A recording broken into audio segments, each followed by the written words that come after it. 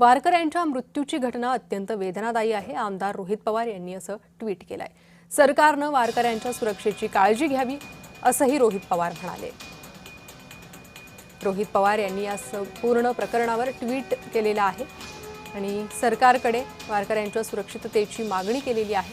वारकऱ्यांच्या सुरक्षेची काळजी घ्यावी असं आवाहन त्यांनी सरकारला केलेलं आहे.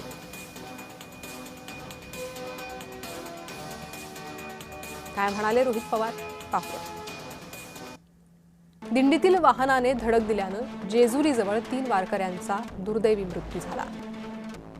ही घटना अत्यंत वेदनादायी आणि दुःखद आहे.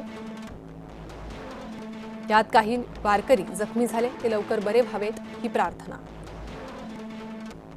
हा अपघात कसा झाला याची सखोल चौकशी करा.